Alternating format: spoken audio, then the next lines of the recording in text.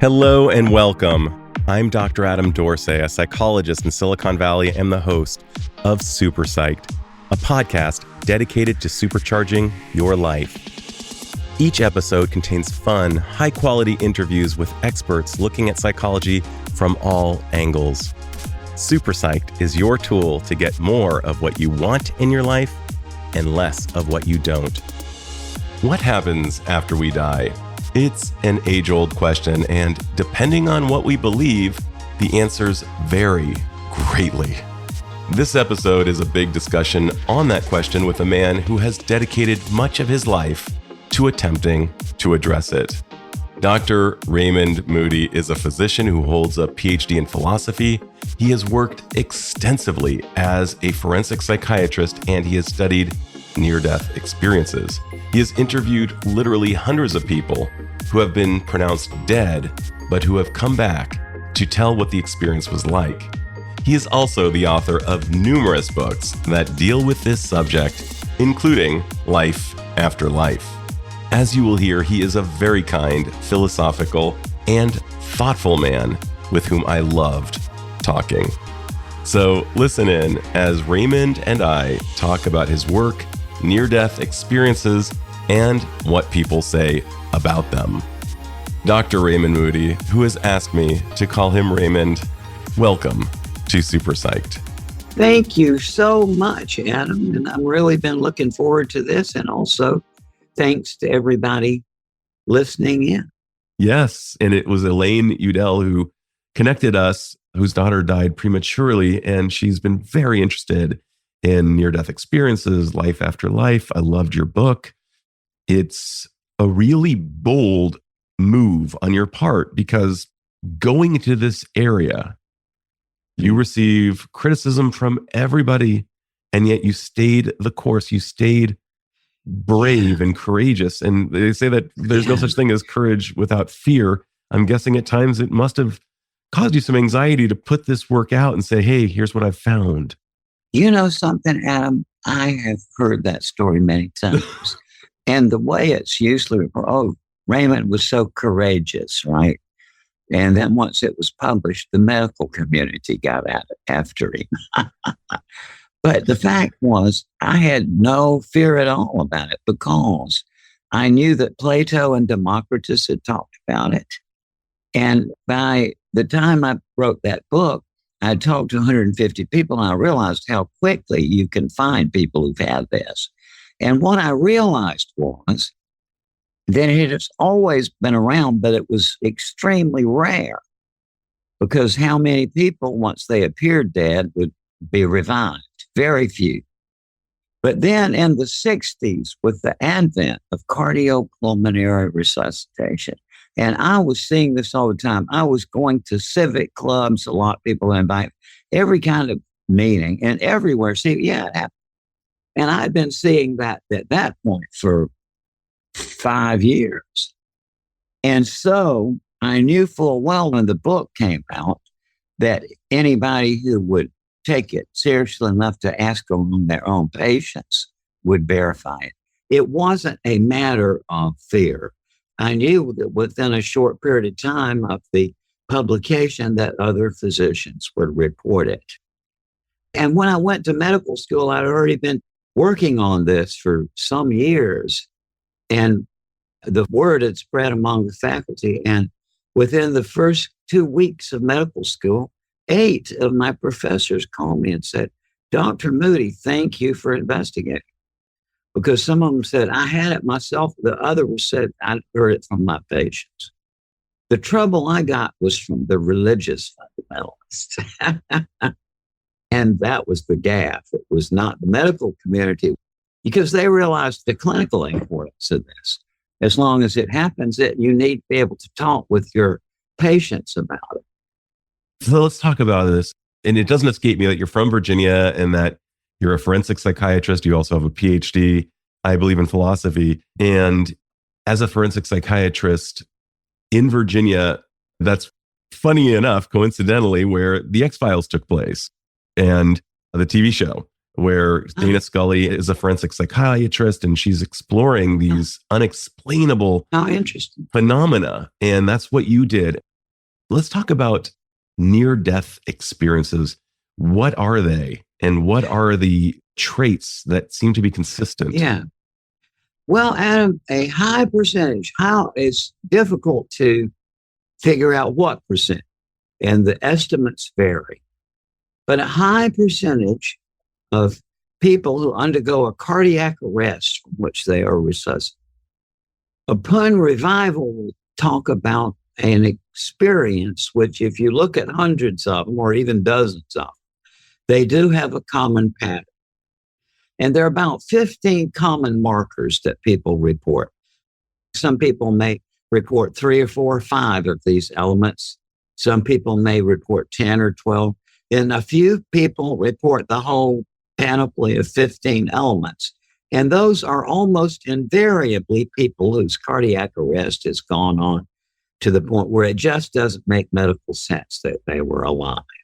Okay. And so what people say is that at this point where their heart stops beating, they may hear the doctor or nurse or other people say something like, "Oh my God, he's dead," or "We've lost her," or words to that effect. And people very commonly report to me that that is the first wake-up moment of this experience, because they say that to hear the doctor pronounce them dead is quite counterintuitive to them, because in this state of consciousness, one woman said, "I have never felt so alive as when I heard that doctor say I was dead," because people report a heightening of consciousness. And the way they often say this is they say, "I got out of my body and I rose up and I was watching the scene of the resuscitation from above." Typically, they say, "I did not hear a voice like the doctor or nurse talk, but I could understand that what they were communicating with one another, not auditorily, but understanding it as what was going on in their minds." However, when they try to communicate in turn, they try to say something to the doctor. Nobody can see them. Okay? Nobody can hear them. And so at a certain point of this, people have the realization that, oh, this is something to do with death. At that point, they enter into a state of consciousness that no matter how articulate they are or how many languages they speak, they say, "I just can't describe it to you. There are no words." You will have read William James' comments on mysticism, right? And his discussion of this, the ineffability. People with an experience like that say there are no words. But what the best they can do is that they say it's like they become aware of a passageway, which they may describe as a tunnel. But they say they go through this tunnel and they come out on the other side into an incredibly brilliant and warm and loving light. And people say, I have to say love, but they say this is far beyond anything that we can experience while we're alive as love. But that's what they go into in this vibrant, bright light. And in that light, they say that relatives or friends of theirs who've already died are there in spirit form, whatever that means, to meet them. And they say it's not like you see a physical body, but you do see a form of sorts, which they say that you can understand the thoughts and all coming. And so that you have this meeting with those that have passed away. At a certain point, everything else kind of disappears, and you find that you are surrounded by a holographic panorama, which consists of everything you've ever done. People say that time no longer exists, that time stands still, and suddenly you see everything you've ever done around you in a panorama. But that when you see yourself doing each of these actions in your life, you are not just in the consciousness that you had at the time, but you are then empathically identified with the people with whom you interact. So you see something you did in which you hurt something, then you feel that feeling directly, or reverse. If you feel like a loving thing to persons, you get that back. And very often, people experience this in the presence of a being of complete light and compassion. Christians say Christ. People who don't have any religion say just a bright light of love or an angel or a spirit or whatever. But this being, not in words, they say no words exist, but there's a conversation about this panorama.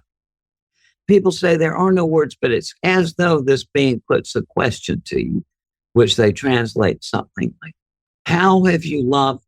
How have you learned to love? People have constantly said to me that you go in with all your accomplishments listed, and you quickly realize it's all your not degrees about that. and all of the huge successes that we've had. So there's this review, and then at a certain point, they become aware they've got to go back. Oh, another thing is everybody says that what this being is interested in is love. But they also say that when parts of this panorama having to do with learning, they say it's like this being focuses in on. And the comment is that even after you die, this process of knowledge will go on. And that, as George Ritchie said, process of knowledge, I gather, goes on for eternity. And so then at a certain point, they may be told, you've got to go back. It's not your time yet. Or they may be given a choice that you can either go back to the experience you've been having or continue in this life. Not too surprising, the ones I've talked with that get that choice chose to come back. But almost invariably, Adam, when they do choose to come back, well, it's always about somebody else. It's not for them. But almost invariably, it's this thing. For myself, I wanted to go on, but I had young children to raise. That was the primary reason. So when they come back, universally, there's a common transformation. People say that whatever they were chasing before, that after this, they become aware of what this life is all about, is learning to love. And that also they realize the process of knowledge is important too.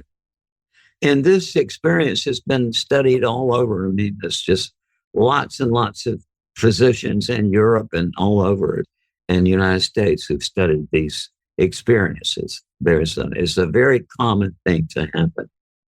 What's interesting is that even in our terrestrial experience when we're on our deathbeds, there are two regrets that the dying talk about. They talk about risks not taken, but the bigger one is love left on the table. And here you tell me that in this near-death experience, the answer is love. It's almost as if all of the songs written by Paul McCartney, maybe less from John Lennon's, love me some John Lennon, but I love the love songs for Paul McCartney. Yeah, all we need is love. It sounds so corny. It sounds like it's also what you've found qualitatively from the anecdotes, the narratives of 150 people. They had generally a modicum of these 15. It doesn't seem to matter what the specific precipitating cause of the near death was. Infections or heart attacks or accidents or whatever the occasioning event is, the experience is similar. Now, interestingly enough, Adam, this is nothing new. And this debate goes back literally to Plato and Democritus. Plato took these experiences seriously as indicator of an afterlife. But a little before that, Democritus had figured out that contrary to the experience I have that this tabletop here is solid, that it's actually, upon analysis, Democritus says it's made of tiny little bits that are too small. Even back then he was aware of this? Oh, yeah. Democritus was the founder of atomic theory, but he figured it out by reason. And it's basically, it was this, they realized, according to Aristotle, this was Democritus's argument. We know that a line has infinite number of points, right? Yes. But there also has to be a smallest. And also we know that two things can touch. Yes. Because we see these two things touching. So to account for that, really what you get down to is it made up of these little bits. But then once the insight occurs that way, well, look at that statue over there. That's been here for 300 years and you can tell it's worn down, but as long as you stand there, you're not going to see anything come off of it, right? And so that means that below our visibility, there's these little particles coming out. In his writing on the near-death experience, Democritus said there's no such thing as a moment of death. And what he said is that even after the body appears dead, these invisible biological activity is going on. Now, because Lavoisier in the 18th century figured out there's oxygen and it has to do with respiration. Now what we say is it's oxygen deprivation to the brain, right? However, there's a certain kind of person, Adam, who just has to hold on to that because for many people, this is very frightening information. But the difficulty with that explanation is that the same experience is also very common among people at the bedside if they're dying, who are not themselves ill or injured, but who will tell you that as grandma died, I got out of my body and I lifted up toward this light with her. And then I went partway and then I came back to my body. Wow. People say the room fills with light or changes geometry. Adam, hold on to your hat. Well, you don't have one on now. But the same thing occurs with the life review. I've had quite a number of people who say that as their loved one is dying, that they empathically co-live the dying life review of the person. And I was kind of satisfied that this had to be always somebody intimate with the person. Like in first cases were women who had lost their adolescent sons and a woman who had had a Sturgay relationship with her. It's like the Greeks thought, well, in an outlying farm, their two kids grow up on contiguous farms and then they form a relationship and then they get married. I saw it happen in the rural community I lived in, my Aunt Dwight and Uncle Clifford. And once they do that, see, it's then grief is a very hard thing.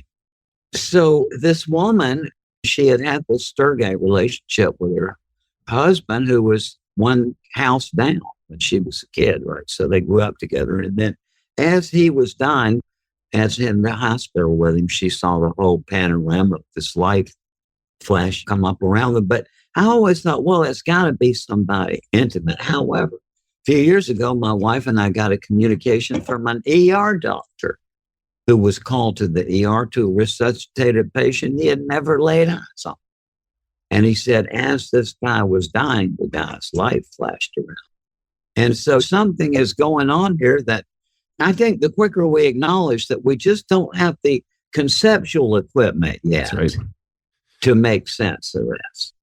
Which makes sense because our brains really exist for two things, for our survival and to conserve energy. And they're not meant to examine these things. And yet some people appear to have been born with what we could call a gift, or it may feel like a curse to them.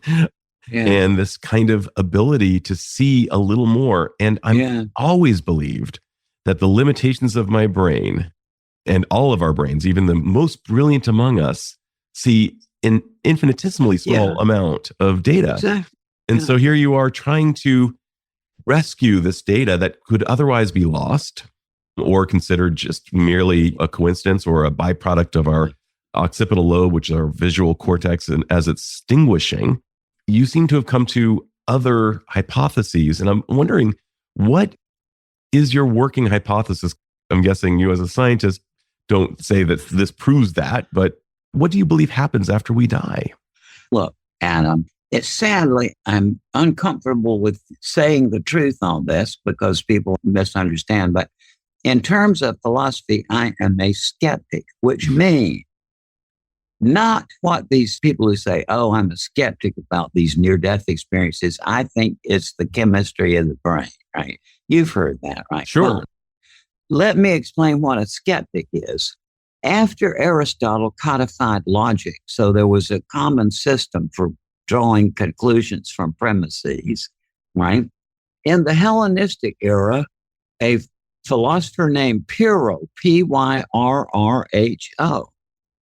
had studied Aristotle and certainly was a great logician, right? And so Pyrrho asked, now at this time, philosophy was still a spiritual activity in addition to the intellectual activity, right? And so what Pyrrho asked is, knowing this logic, what if we applied it assiduously. We ask every question, we really bear down. And then instead of drawing the conclusion, we withhold the conclusion. And that is the essence of what a skeptic is. And it was a practice, a spiritual practice. And what they found out, and even David Hume, who practiced this too, remarked on this, it's mind-bending. I've done this all my life, and it does a really interesting, desirable thing to your mind.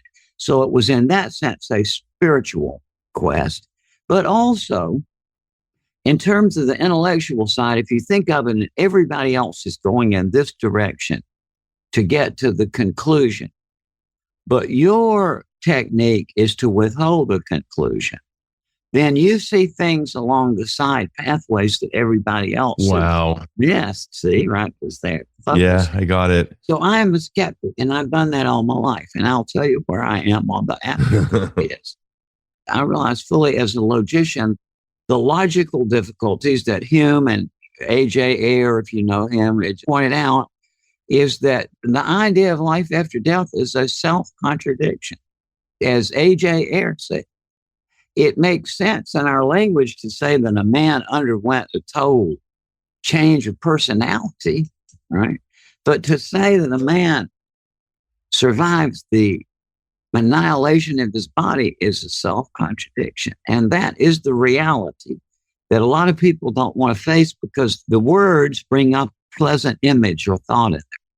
And knowing all that, this is where I know you can't decide it logically yet, but I give up and I can't think my way out of it. All my life, I've been able to think my way out of things.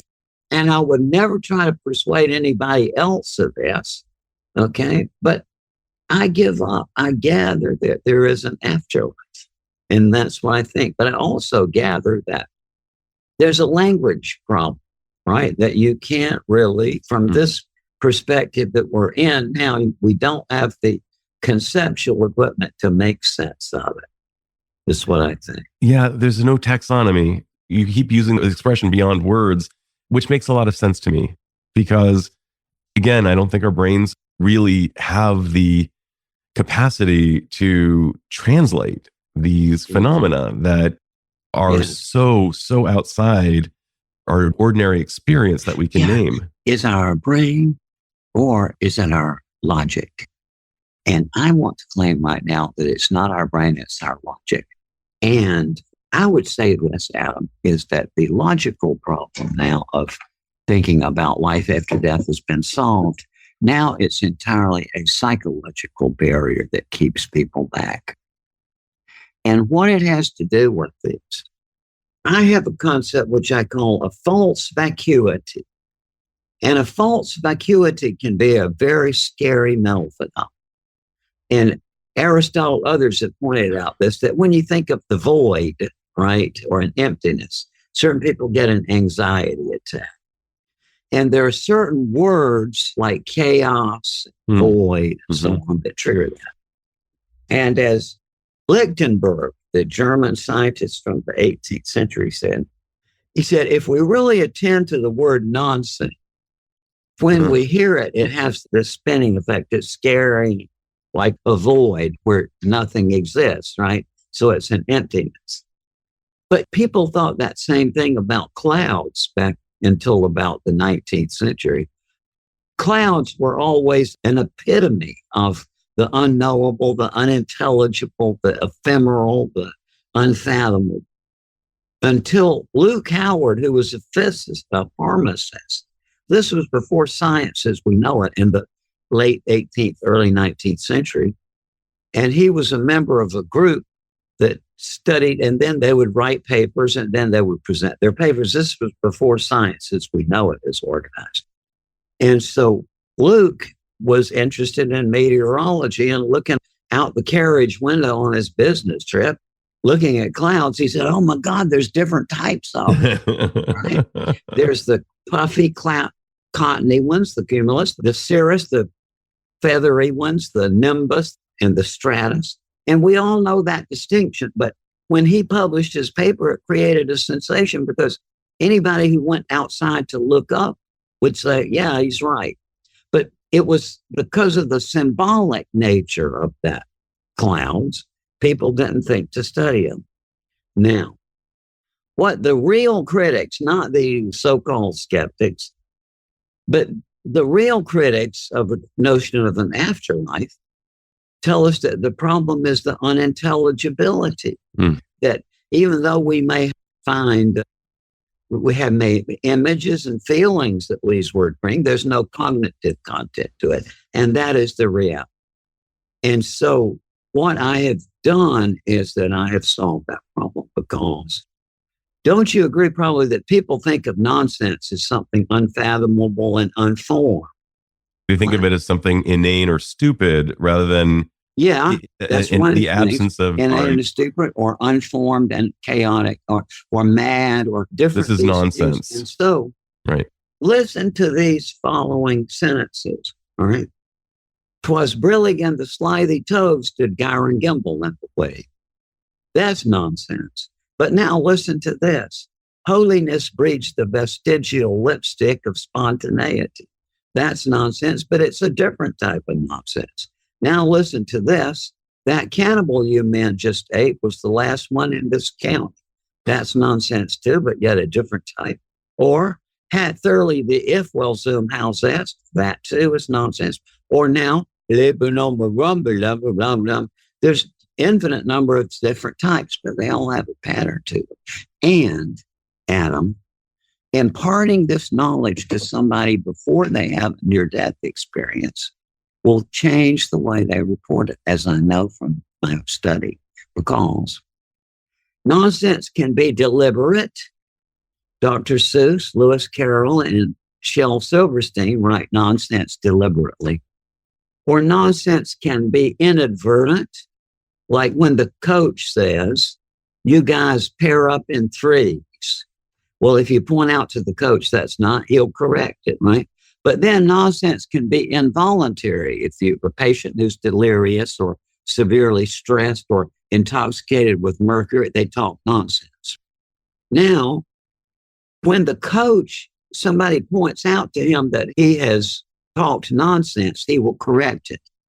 The person who's delirious won't be able to correct it, because if you point out to the delirious person that he's talking nonsense, he doesn't count. If you point out to the coach that he's lapsed into nonsense, pair up in threes, coach, what pair up means is two, right? He'll get it and he won't do it the next time. All right, now, I knew for a long time that eventually somebody who'd learned my logic of nonsense was going to have a near-death experience, and that they would have to talk about it in a whole new way, because when Lincoln was president and there was a very solemn state ceremony, I forgot what it was, but it called for him to get on a horse and to lead the procession away from the scene. Lincoln got up on the horse. The horse put its own back hoof up and got it caught on the stirrup. So the horse was dancing around. Everybody was shocked into silence. Poor embarrassed poor Mr. Lincoln. But the president just looked down at the horse and he said, well, if you're getting on, I'm getting off.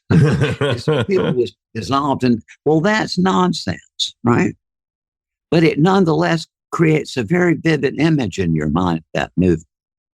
See what I'm getting at? I believe so. And now, knowing that, eventually somebody who'd learned my nonsense logic would go into their near-death experience knowing that if you say, this was not in time, and there was no space, I was in a spaceless environment, and I don't have any words for it, but best I can tell you, I got out of my body and went through a tunnel into a light, met my deceased relatives, saw my last patient in review, and returned to my body. That's a travel narrative. But a travel narrative where there's no time and space is not intelligible. However, some years ago, a wonderful man named Jonathan Branson, who was a sculptor and a scientist who actually knew Bell, worked with Bell for a while. He had taken one of my nonsense seminars, and then some years later, he had H1N1 and had 3 cardiac arrests during his 60-day hospitalization and 3 near-death experiences. But he called me, and his voice was very weak, but he's saying he just gotten out of the hospital. And he said that Raymond, he said, and I had 3 near-death experiences when I was there. And he was telling me about it. But then his voice changed energy. And he said, and Raymond, he said, while I was over there, he said, my mind went back to the seminar. So what you're saying is true. You can't understand how that world is connected to this world unless you take the unintelligibility axis into account, which is how a physicist would say it. So what I'm getting at here, once we have a lot of folks who have known this nonsense logic before they had their near-death experience, right? We already have lots and lots, thousands of narratives that are formulated through the Aristotelian logic, which makes it a travel, right? I got it on my right. But now, when people will go in, they will realize the travel narrative format is difficult, so they will shift it. And that will give parallax, which is how in the world, everybody knows it's 4.3 light years out to Alpha Centauri. But the flock of pigeons they sent out there with the odometers have never made it back. How did they figure that out? Well, it has to do with, by the 1838 or so, they knew from the Newtonian mechanics that it's 186 million miles across the orbit of the Earth around the sun. So if you measure the angle to Alpha Centauri here, and then hang on 1 second. So when we travel for an entire year, that's 186 million. It's 93 million miles from the Earth to the sun. And so that means 186 million miles across the orbit. The distance would be 3.14 times that. What that means is, see, now we have the equivalent method with the near-death experience. We know what it looks like from the Aristotelian logic. Now we're going to be able to have people who are going to look at it not just from the Aristotelian logic, from these extra principles, and that will give us parallax. There's a lot of richness, and I'm sorry, this is just a stupid detail and perhaps just a diversion from what you're saying, but 93 million miles, I'm thinking about the correlation between 186,000 miles per second, which is the speed of light, and that's, 93 is half of 186, although it's 93 million. Very odd. Let's actually go there for a second, because one of the things that we're talking about exists outside of our empirical awareness. If you think about nonsense versus an empirically validated experience, what you're describing here is anecdotal, it is qualitative, and that makes people uncomfortable because they want to see the numbers. But you have actually imbued a statistical component to it and some validity, because you have thousands of cases. You've got Plato talking about it back in Greece. You have the Tibetan Book of the Dead that seems to corroborate a lot of these ideas. And some people would say that the early scientists, think about how hard it was to be Copernicus or any of the original scientists who were treated like crap. And Galileo didn't go very well. People brew all kinds of hate his way, and he suffered. But I'm thinking about Galileo got off easy, Adam, because they didn't burn him. That's alive. Right. Yeah, that's right. However, in 1600, they did burn somebody alive named Giordano Bruno. I remember. Bruno. Because Galileo's heresy was saying that it's not the Earth, but the sun that is the center. That's right. But in his book, Infinite Universe and Worlds, Bruno had said that there is no center. He said, because all of those stars out there, that they have planets around them too. And so that's why they burned him alive. And also because being a Pythagorean, he was entertaining the notion apparently of interstellar reincarnation. Let's go there for a second. By the way, I believe I was actually at the location where Bruno was burnt at the stake in Rome. And it was just so sad to imagine this brilliant man who... They have a statue of it there. Yeah, amazing. So let's get into reincarnation. What are your thoughts on that? My reincarnation thoughts are this. I knew the guy who's regarded as an expert, Ian Stevenson, and I loved Ian dearly, and this is not a personal criticism, but he had no sense, in my opinion, of critical thinking. And I just don't trust his work at all. But I've read a lot in the philosophical tradition and then. I have two wonderful kids adopted at birth. Carter is now 26, and he's Mexican-American by heritage. My daughter, Carol Ann, now 24, is Native American from Montana, Blackfeet. And we had them both at the moment of birth. They've been ours from the beginning. And also, we didn't take these kids to religious ceremonies. They found out about my book, Life After Life, by looking me up on the internet. So my wife and I talk about these things. Both of them, Carter, when he was 5 years old, we were watching TV and I was flipping through the channels, and I flipped through what turned out to be the National Geographic channel. And when I did, Carter was very animated. Dad, that's my village. Oh my God. Yeah. And so what went back, and it was a documentary on the National Geographic about village life in China. And Carter, that's my village. And he could tell her. And so as though to orient me, he said, my other brothers and sisters, mommy and daddy in China. What? But then as to orient me further, when I was puzzled, he said, yeah. And then I was up in the trees looking at you and mommy lying down in the grass. And I knew exactly what he meant, because before he came along, my wife and I went to Greece. We went to the Oracle of the Dead, which was then way out in the middle of nowhere, which Herodotus writes about. After the Olympics, they built it up. But when we went, there was nobody there. We had to do hand signals to tell the taxi driver where we. So went up to this place. When he pointed out to us, it's on a big promontory. So then we went out there. We saw on the gate it said something to 4 p.m. So we signaled to the driver to come back at 4 p.m. And the gate was open. There's nobody in there. So the guy went away. And so then we're looking around, and all of a sudden, I swear to God, I am a little bit crazy, but my wife is not. And she'll tell you the same story. This arm came out. When I was just talking to this man, anyway, who was the attendant. Socrates was his name. But anyway, he could tell that we were exhausted from the flight. So he said, just go over there and lie down in the grass. And there were these big trees all around. So Cheryl and I were lying down in the grass talking about adopting a baby. Wow. So that's I an have no incredible idea. story, but I'm sure you've heard accounts, multiple, where people have these deja vus and Jungian archetypes, which go way beyond the scientific that we are able to establish given our realities.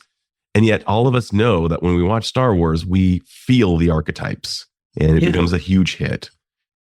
And when certain people show up, it's like we've always known them.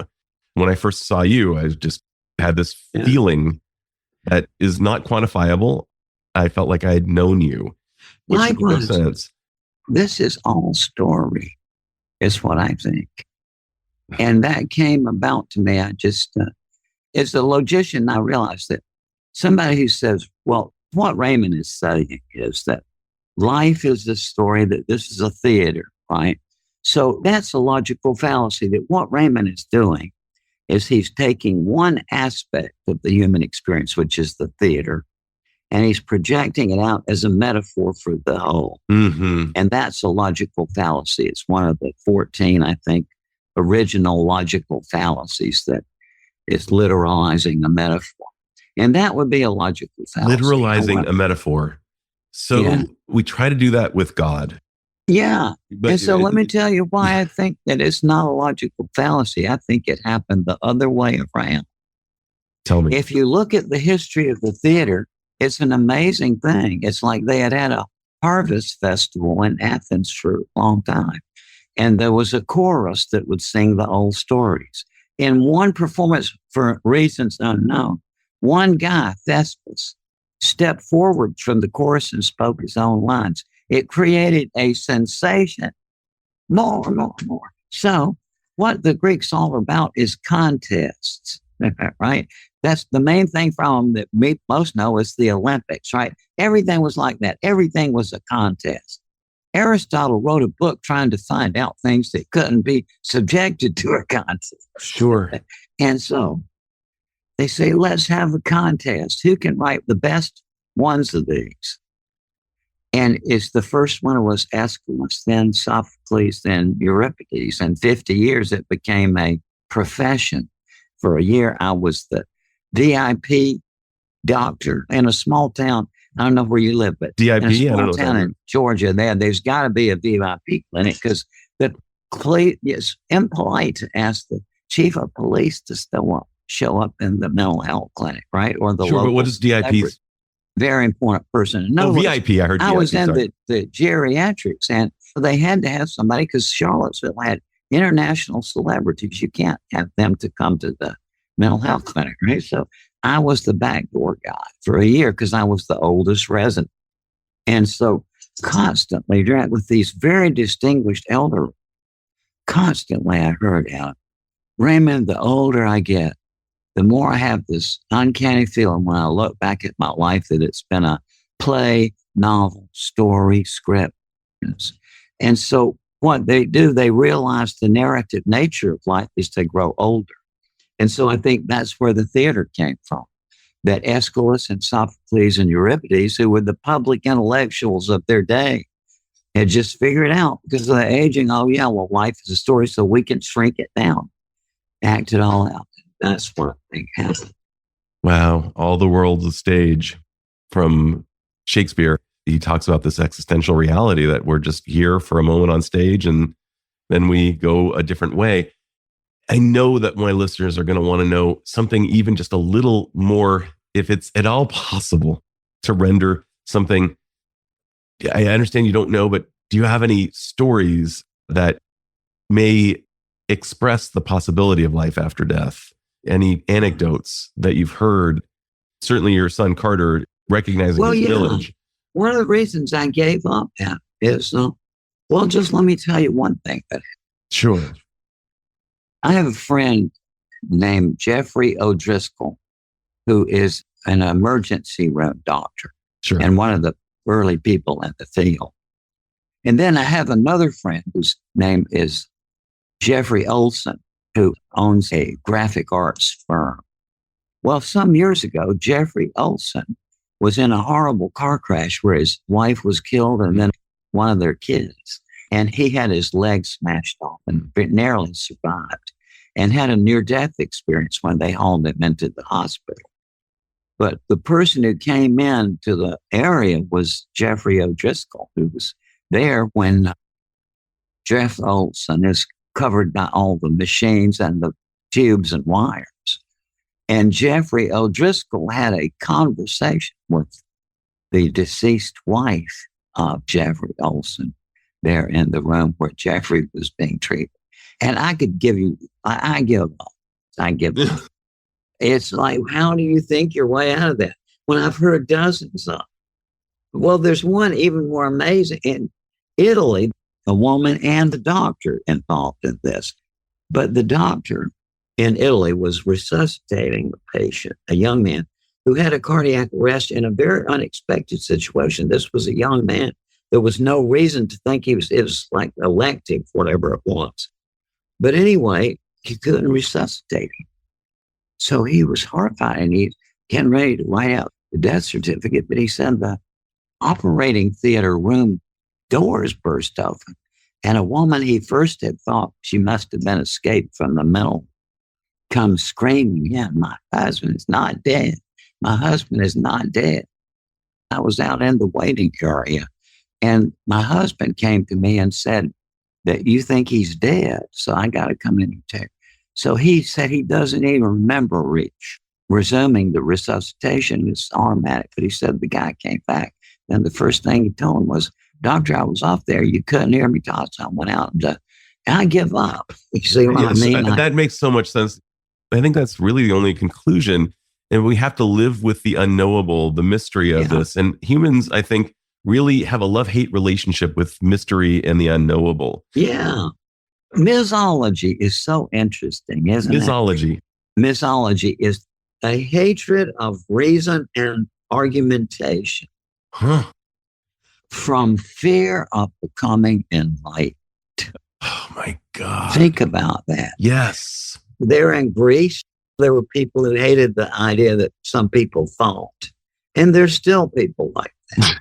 They want to think that they know everything.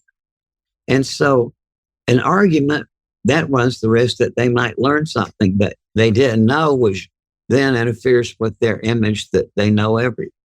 And it's so anti-scientific. You and I were talking earlier about Danny Kahneman, who recently passed, sadly, Princeton Nobel laureate in psychology, who said he loved being wrong because it got him closer to the truth. Yeah. And I hear you speaking this exact same way. I don't hear you espousing, like, I know for sure this is the case. I hear you saying, like a scientist, I don't know. Yeah. I just can't figure my way out. I've got to ask this question. What are your thoughts about pets in terms of when they die? Well, you know something? Both of the ones we've had till recently, they just showed up at our house in the middle of the country. You finally realize there's a consciousness there. And I just have no idea what. Yeah. Sure. You know, I don't know. But I do know that some people with near-death experiences say that their pets were there to meet them. But it's very, very rare, Adam. And I've often wondered whether that's just because people are too embarrassed to tell it. Maybe a lot more people see their pets, but they just don't want to tell that part. I don't know. I think there are many realities that people are really terrified to say because of the fear of shame or being perceived as an idiot. And then you hear these narratives of people seeing birds at the grave sites. And that is not transmitted in our society as a folk belief, but it happens anyway. I've just heard dozens of cases like people say, after somebody dies, they see a bird in a way that they're convinced that an unusual appearance of a bird, which to them means that the person who died is checking in on. And I can't help but imagine that Aboriginal and Native traditions really are very comfortable with this other place, and we are not. Well, then, Raymond, I'd like to ask you my final miraculous question. If you had the magical powers to confer upon humanity one insight or skill that would dramatically improve their lives, what would that insight or skill be? And since we're all connected, how might it affect the individual as well as the people around the individual? All right. What I would say is I do know something like that. And that is that due to a glitch in the transition from Plato to Aristotle, Aristotle was Plato's Dr. Seuss, Lewis Carroll, Shel Silverstein. Nonsense had a very, very spiritual dimension to it. The Christians, some of them do the glossolalia thing, which is nonsense syllables repeat, or koans. What is the sound of one hand clapping? So even more so in the Hinduism, but the importance of nonsense as a spiritual modality. And Plato was pointing out that he was figuring out the patterns behind nonsense and how he observed that nonsense makes people laugh and that one thing can be more nonsensical than some other thing. And that even though nonsense is meaningless, it nonetheless triggers ideas in your mind. Absolutely. Right. And so he was on to that. But Aristotle was kind of the guy who would be probably a very obsessional person. And that was a step too far for him. See, his favorite word for nonsense was random talk. It would take me 5 minutes to show you that far from being random talk, nonsense is actually more structured than ordinary meaningful language is in reality. And so what I think that we would do a lot of good for ourselves and the whole world if we would just go with Plato and add the principles for how you think about nonsense logically on top of the Aristotelian principles for how you think about literal language logic. Wow. Yeah. We so want to put things into a box that have no space for that. part of the reason I learned Japanese and lived there was because it was unintelligible. It didn't make any sense. I couldn't imagine that was really a language. I had to study it. I now know that it's a very beautiful, complex language that has words that we can't even express in English. So thank you again, Raymond. Likewise, man. This is just terrific. This is Dr. Adam Dorsay thanking you for listening to SuperPsyched. If you know anyone who might like it or who might benefit from listening, share it. And if you like the episode, please hit subscribe.